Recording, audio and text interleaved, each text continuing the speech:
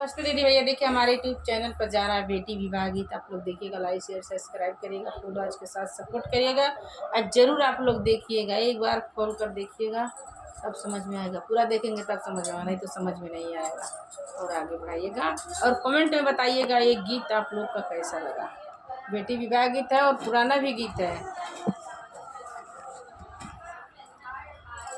जीरा जीरा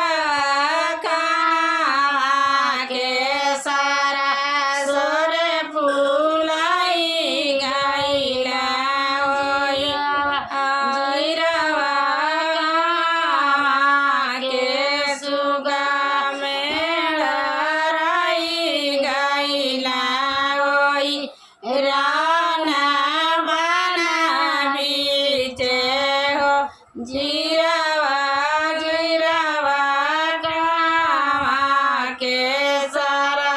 सोरे फूलैले तोरा सुगमई गइला ओई राना बना बीचे जीरावा जीरावा टंगा पर के सारा सोरे फूलैला तोई राना बना बीचे हो जीरावा जीरावा गोरखपुर के सुगा मेरा राइला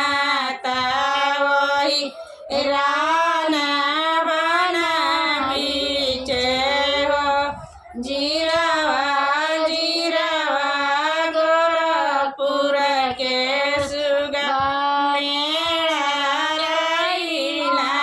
तोई राना बना बीचे हो जीरावा जीरावा के ले जाइबो तके राना बना बीचे हो जीरावा जीरावा के कराबिया ले जाइबो तोई राना बना बीचे हो